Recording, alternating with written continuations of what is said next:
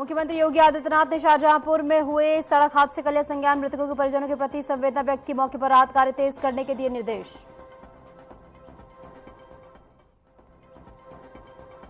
Deputy CM ने इटावा घटना को बताया दुर्भाग्यपूर्ण। सपा पर जातिवाद फैलाने और सत्ता के लिए बेचैन रहने का भी लगाया आरोप।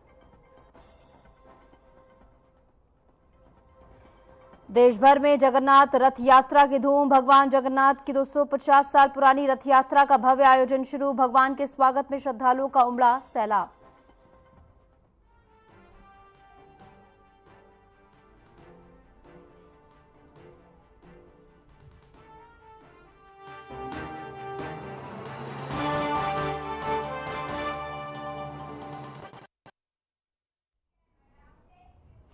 नमस्कार, मैं हूं आपके साथ निशु शर्मा और आप देख रहे हैं हमारा खास बुलेटिन हमारा उत्तर प्रदेश। चलिए शुरुआत करेंगे बड़ी खबर के साथ वाराणसी से, जहां पर वाराणसी नगर निगम कार्यकारिणी का चुनाव है। आज प्रधानमंत्री मोदी भी इसमें वोटर हैं। नगर निगम कार्यकारिणी के 6 नए सदस्यों के लिए आज चुनाव होना है। कुल 12 सदस्यों में से 6 का कार्यकाल अब समाप्त हो चुका है और इसी के लिए आज चुनाव होना है। 112 मतदाता इसमें मतदान करेंगे। प्रधानमंत्री नरेंद्र मोदी का नाम भी इसमें शामिल है। चंदौली से सपा सांसद वीरेंद्र सिंह भी वोट डालेंगे। टाउन हॉल स्थित नगर निगम सदन में इसके लिए वोटिंग प्रक्रिया फिलहाल चल रही है। वाराणसी से बड़ी खबर, जहां पर वाराणसी नगर निगम कार्यकारिणी की चुनाव है आज और प्रधानमंत्री नरेंद्र मोदी का नाम भी वोटर लिस्ट में है। नगर निगम कार्यकारिणी के 6 सदस्यों के कार्यकाल जो हैं वो खत्म हो रहे हैं। कुल मिलाकर 12 सदस्य इसमें हैं, जिसमें 6 का कार्यकाल खत्म हो रहा है। ऐसे में मतदान की प्रक्रिया जारी है। प्रधानमंत्री नरेंद्र मोदी का नाम भी इसमें शामिल है। चंदौली से सपा सांसद वीरेंद्र सिंह भी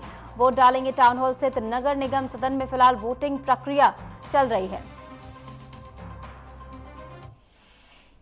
खबरों में आगे बढ़ेंगे। अंतर्राष्ट्रीय एमएसएमई दिवस के अवसर पर लखनऊ में एक भव्य कार्यक्रम का आयोजन किया गया। इस मौके पर राज्य सरकार और विभिन्न औद्योगिक संगठनों के प्रतिनिधि इसमें हिस्सा लेने के लिए पहुंचे और सूक्ष्म लघु एवं माध्यमिक उद्यमों यानी कि एमएसएमई की भूमिका को रेखांकित किया गया। तो वहीं कार्यक्रम का उद्घाटन मुख्य अतिथि ने किया, वहीं मंच से संबोधित भी किया गया। सीएम योगी ने इस दौरान क्या कुछ कहा है, सुनवाते हैं।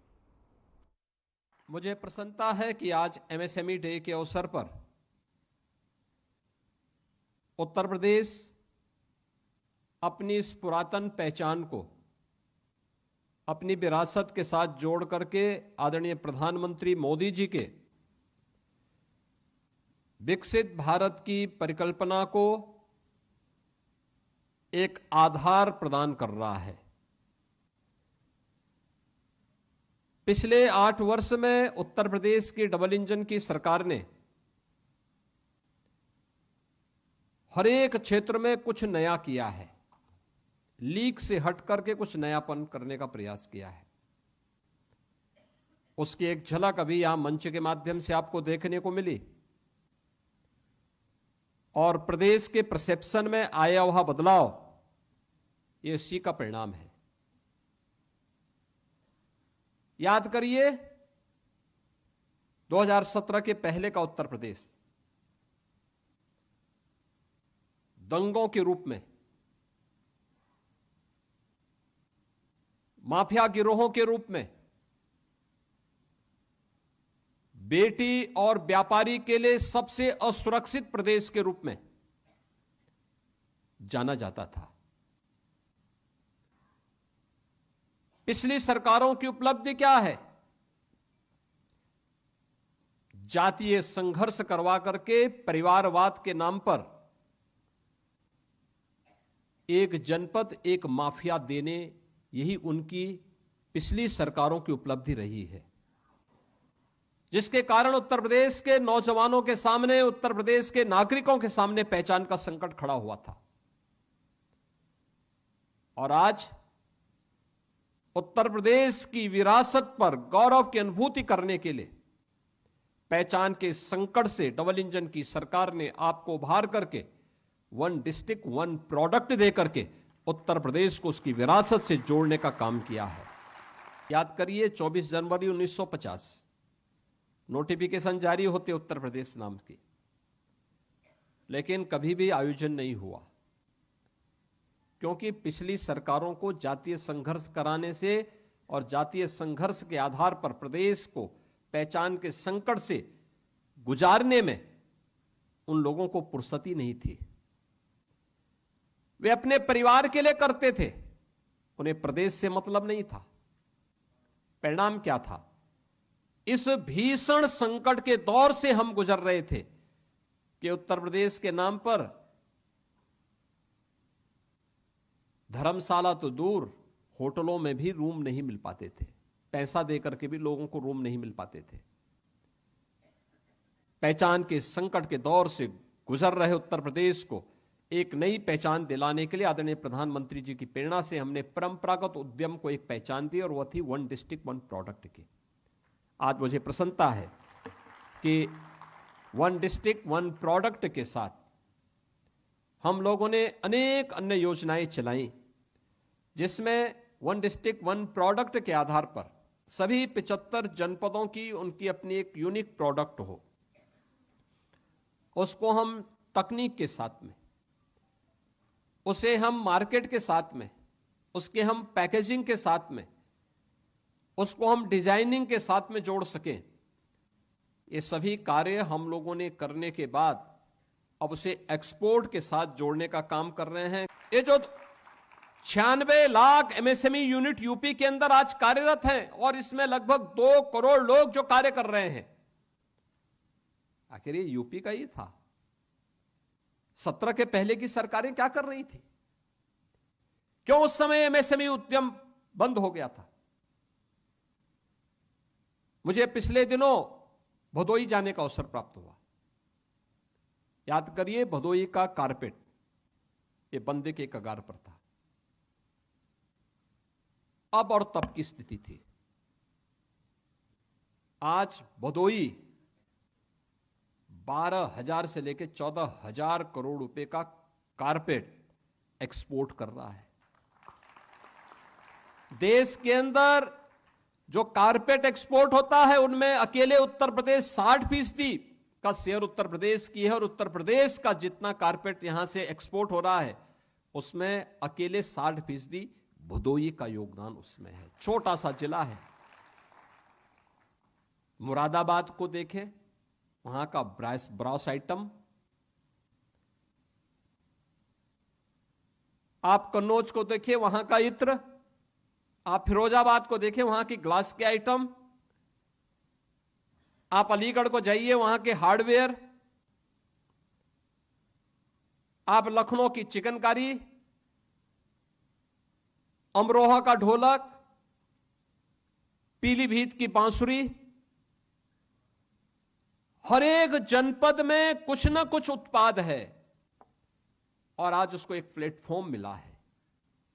ये 55,000 नौजवान जो आज इसके साथ जुड़ा हुआ है, ये मान के चलिए कि हर वर्ष 1 लाख नौजवान को हम इस सुविधा से जोड़ने जा रहे हैं। कॉमन फैसिलिटेशन सेंटर के आज 2 केंद्र यहां पर लोकार्पित भी किए गए हैं, बरेली और मुरादाबाद के। सीएफसी बरेली और सीएफसी मुरादाबाद का भी लोकार्पण किया जा रहा है। एक लंबी श्रृंखला हर जनपद के लिए तैयार हो रही है, जहां के माध्यम से वहां की लोकल उत्पाद को न केवल अच्छी डिजाइन और तकनीक के साथ जोड़ने का, बल्कि उसको पैकेजिंग के साथ जोड़ने के लिए, उसको मार्केट से लिंक करने के लिए भी क्या कुछ संभावनाएं हो सकती हैं, इस दिशा में सीएफसी उन्हें सहयोग कर रही है। खबरों में आगे बढ़ेंगे। मुख्यमंत्री योगी आदित्यनाथ ने शाहजहांपुर में हुए सड़क हादसे का संज्ञान लिया है। उन्होंने मृतकों के परिजनों के प्रति गहरी संवेदना व्यक्त की है और अधिकारियों को तत्काल मौके पर पहुंचकर राहत कार्य तेज करने के निर्देश भी जारी किए हैं। मुख्यमंत्री ने हादसे में घायल लोगों के समुचित उपचार के भी निर्देश जारी किए हैं।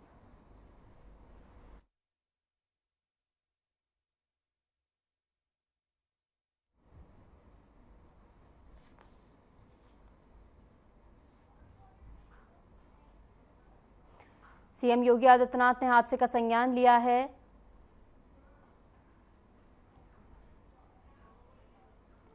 तो वहीं यूपी के इटावा में कथावाचकों के साथ बदसलूकी का मामला इतना तूल पकड़ चुका है कि अब इस पर जमकर सियासत भी तेज हो गई है। इस मामले में यूपी के डिप्टी सीएम केशव प्रसाद मौर्य ने पूर्व सीएम अखिलेश यादव और उनकी पार्टी पर जमकर निशाना साधा। यूपी के डिप्टी सीएम ने अपने सोशल मीडिया अकाउंट एक्स पर पोस्ट कर लिखा कि सपा बहादुर श्री अखिलेश यादव और सपा नेताओं का रवैया दूध में नींबू डालने जैसा है। समाज को कथावाचक प्रकरण में जातिवाद जहर से बांटने की कोशिश करना और लोगों को भड़काना सामाजिक अपराध है। बता दें कि सपा जो काम राजनीतिक फायदे के लिए कर रही है वही उसे समाप्तवादी पार्टी बनाएगी, ये भी उन्होंने लिखा है। तो वहीं दूसरी ओर उप मुख्यमंत्री केशव प्रसाद मौर्य का बयान भी इसको लेकर सामने आया है।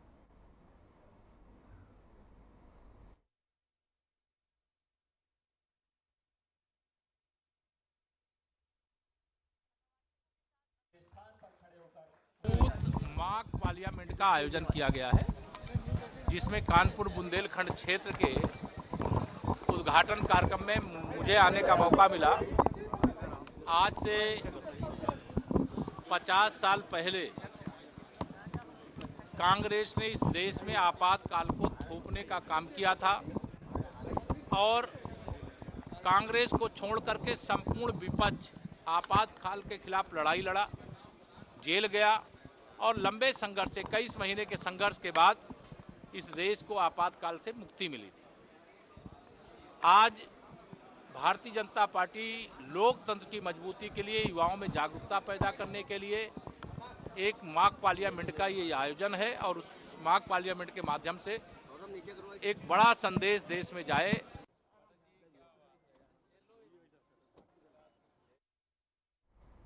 तो वहीं डिप्टी सीएम केशव प्रसाद मौर्य कानपुर दौरे पर रहे, जहां उन्होंने B Tech auditorium Chhatrapati Shahu Maharaj विश्वविद्यालय कानपुर में भारतीय संविधान के प्रति जागरूक करने वाली प्रदर्शनी का अवलोकन किया और साथ ही मॉक पार्लियामेंट कार्यक्रम में संबोधित कर लोकतंत्र सेनानियों को सम्मानित भी किया। राष्ट्र निर्माण की दिशा में जब युवा शक्ति सोचती है तो देश की दिशा और दशा दोनों बदल जाती है, उनकी ओर से कहा गया। ये जागरूकता, ये चेतना, ये यशस्वी प्रधानमंत्री नरेंद्र मोदी के नेतृत्व में एक जन आंदोलन का स्वरूप ले चुकी है, जिसमें लोकतंत्र के प्रति युवाओं की भागीदारी निर्णायक सिद्ध हो रही है। इस अवसर पर बीजेपी के क्षेत्रीय अध्यक्ष प्रकाश पाल, सांसद रमेश अवस्थी, महापौर प्रमिला पांडे, विधायक और पूर्व मंत्री नीलिमा कटियार और कई अन्य लोग मौजूद रहे।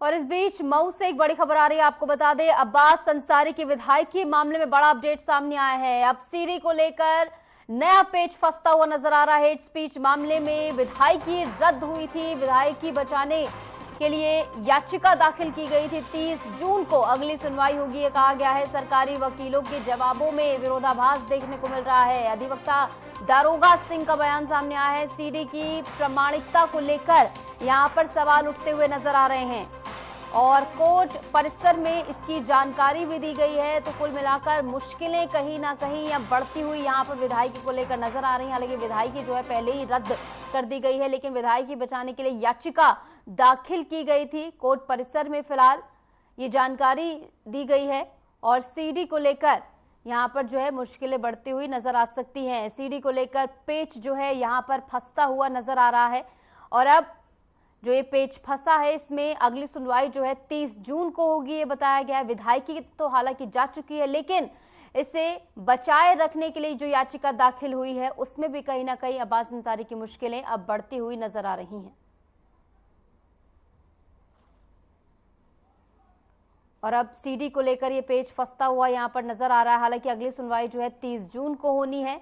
हेट स्पीच मामले में अब्बास अंसारी की विधायकी जो है वो चली गई थी, 2 साल की सजा उन्हें यहां पर सुनाई गई थी, लेकिन अब अगली सुनवाई जो है 30 जून को होगी।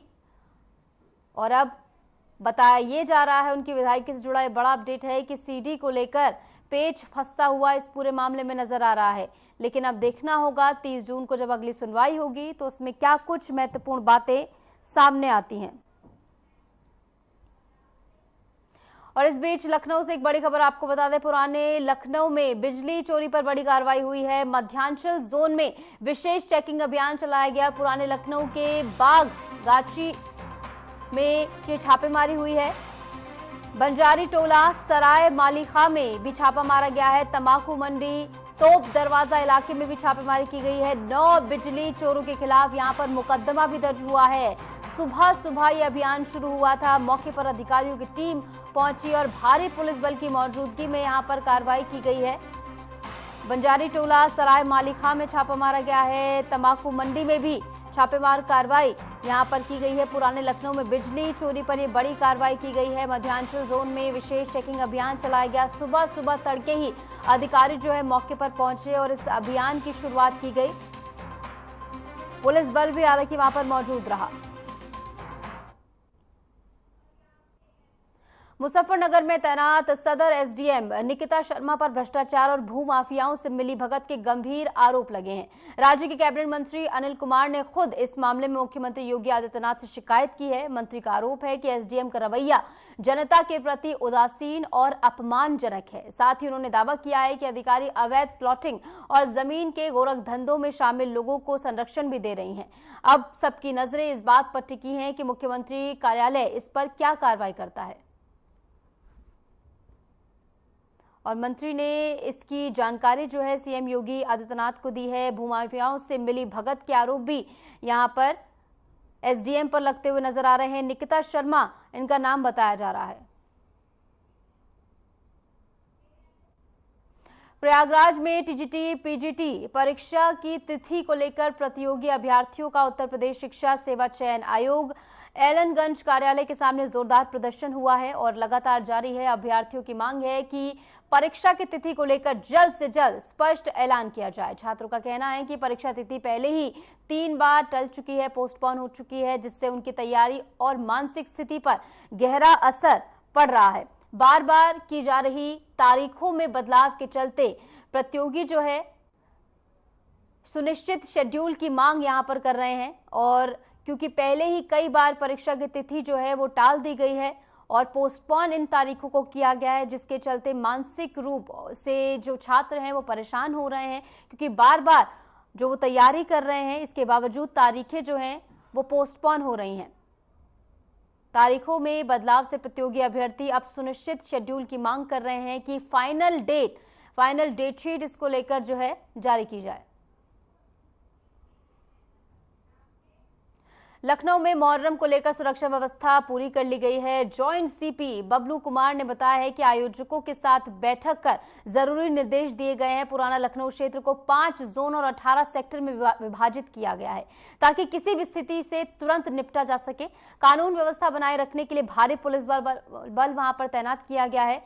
जॉइंट सीपी ने कहा है कि शांतिपूर्ण आयोजन के लिए सभी व्यवस्थाएं दुरुस्त हैं और पुलिस पूरी तरह यहां पर मुस्तैद है। क्या कुछ कहा गया, सुनवाते हैं। त्योहार के दृष्टिगत बहुत ही संवेदनशील रहा है और उसकी तैयारी और अन्य त्योहारों के लिए हम लोगों की तैयारी काफी दिनों से चल रही थी। थाना प्रभारी, चौकी प्रभारी के स्तर पर लोकल लोगों से मीटिंगें की गई हैं। पीस कमेटी की बैठक तथा जितने भी आयोजक हैं उन सभी के साथ अलग अलग बैठक कर ली गई है और जितने भी उनकी समस्याएं थी उन सभी को संबंधित विभाग के साथ बैठकर उसका जो है निराकरण करा लिया गया है। पुलिस और सुरक्षा और यातायात व्यवस्था के दृष्टिगत व्यापक पुलिस व्यवस्था जो है पूरे जनपद में की गई है और विशेषकर जो पश्चिम का क्षेत्र है, जो पुराना लखनऊ है, वहां हम लोगों के द्वारा काफी पुलिस बल तैनात किए गए हैं। पूरे जोन को पूरे एरिया को 5 जोन में और 18 सेक्टर्स में विभक्त किया गया है।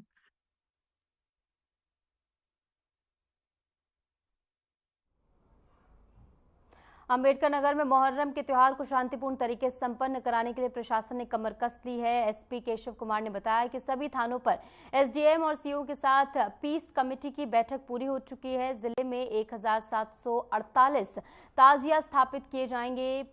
589 थानों में अलग अलग दिनों पर जुलूस निकालेंगे और इसके अलावा 277 करबला स्थापित किए जाएंगे। डीएम और एसपी की अध्यक्षता में केंद्रीय पीस कमेटी की बैठक होगी। इस बैठक में सभी थाना क्षेत्रों के धर्मगुरु और जुलूस आयोजकों को बुलाया गया है।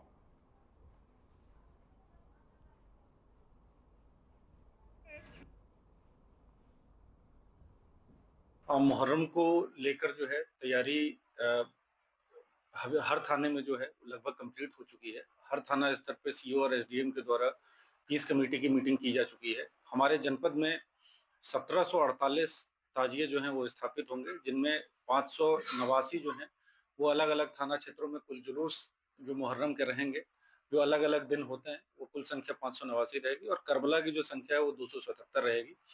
आज मेरे द्वारा और डीएम साहब के द्वारा जो है सेंट्रल पीस कमेटी की मीटिंग भी रखी गई है, जिसमें सभी थाना क्षेत्रों से जो धर्मगुरु हैं और जो जुलूस के आयोजन करता है उन लोगों को भी बुलाया गया है तथा उनको ताजिए की हाइट एवं अन्य चीजों के बारे में ब्रीफ भी किया जाएगा और उनकी तरफ से जो समस्याएं हैं उनको भी सुनकर उसका निराकरण करने का प्रयास किया जाएगा। इसके अलावा सभी थाना क्षेत्रों में लगातार जो है वो ड्रोन से निगरानी करवाई जा रही है।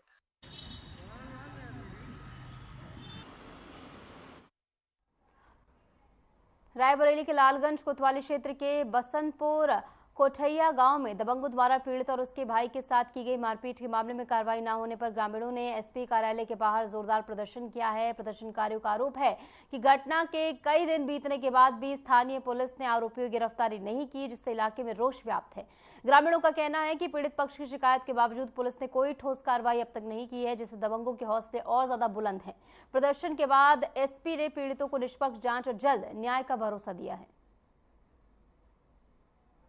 क्या लड़के की जो चोट लगी थी उसको दबंगों ने मारा, तो उसके बाद जो है कोई कार्रवाई नहीं हुई। थाना कौन सा पड़ता है आपका? किस बात को लेकर के विवाद हुआ है? बच्चा धान बेचने था, पुरानी कोई रंजिश थी लोगों की। घटना कब की है? घटना रविवार में 22 जून। थाने गए थे? जी सर। क्या कार्रवाई हुई? कार्रवाई सर इनको पकड़ के रखा, उसके बाद छोड़ दिया। आज कहाँ पर है? क्या चाहते हैं सर? उनके ऊपर उचित कार्रवाई हो। कहाँ पर आए हुए हो आज? हम जिला कप्तान साहब ने एप्लीकेशन दे दिया? क्या आश्वासन मिला? आश्वासन यह सर मिला कि अगर कोई कार्रवाई नहीं होती तो फिर हमसे हमारे पास आप संपर्क।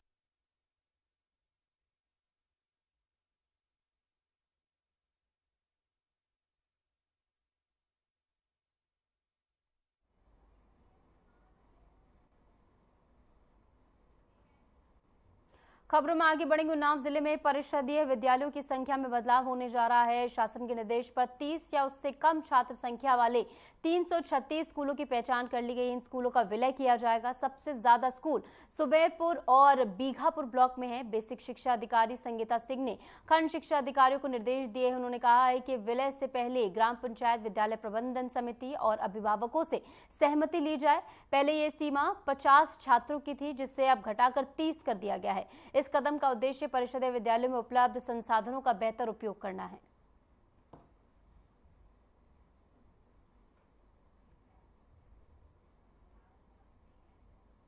और फिलहाल के लिए हमारे इस खास बुलेटिन में इतना ही। नमस्कार।